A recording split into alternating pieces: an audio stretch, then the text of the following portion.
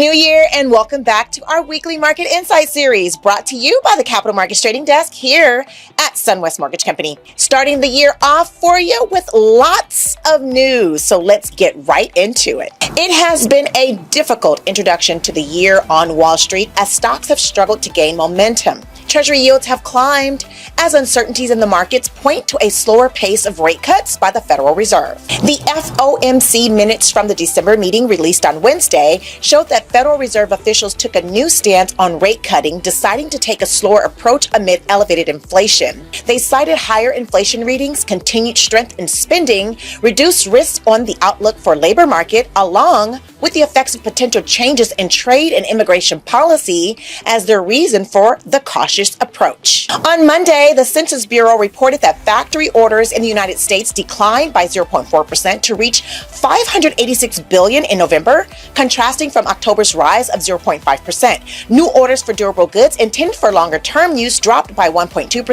$285 billion. Shipments grew by 0.1% to $586 billion, ending a three-month stretch of declines. Unfilled orders and inventories grew by 0.3%. The Commerce Department's Bureau of Economic Analysis reported that the U.S. trade deficit widened in November as the trade gap increased by 6.2% to $78 billion during the month. Exports advanced by 2.7% to $273 billion, but it was not enough to outpace imports, which jumped 3.4% to $352 billion. On Tuesday, the U.S. Bureau of Labor Statistics released its job openings and labor turnover survey, otherwise known as the JOLTS report. It showed that job openings in the United States unexpectedly increased in November while hiring softened. It also revealed that layoffs remained low and workers were reluctant to quit their jobs. Available positions rose to a 6-month high in November, jumping to 8.1 million from October's 7.8 million.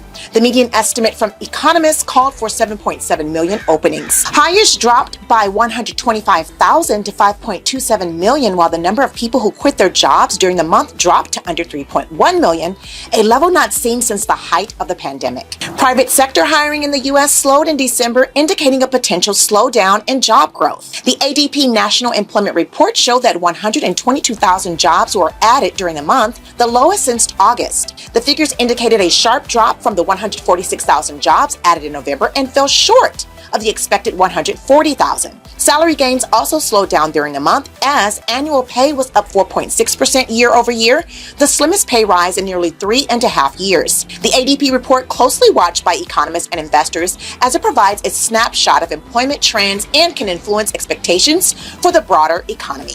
Applications for unemployment benefits fell to their lowest level since February last year. The Labor Department reported that initial jobless claims declined to 201,000 for the week ending January 4th, down from the previous week's 211,000.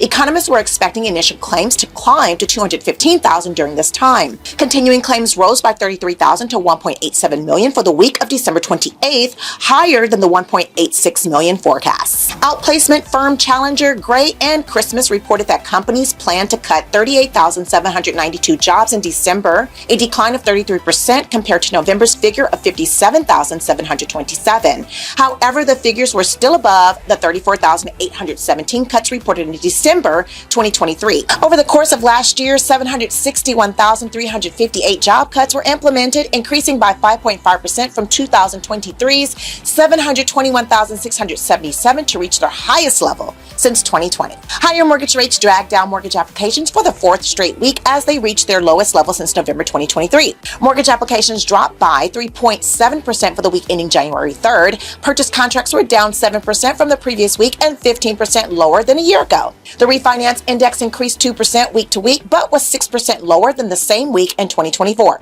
The 30-year fixed rate increased for the fourth consecutive week, reaching 7%, the highest rate since July 2024. And well, that's it for now. It's been quite a start to 2025. So I suggest you stay locked in so you stay updated with any current news. Also, if you like this video, please hit that like button and subscribe. My hope is to always keep you in the know of the latest world news and, of course, our pricing incentives. Have a fantastic weekend, everybody. Buffy out.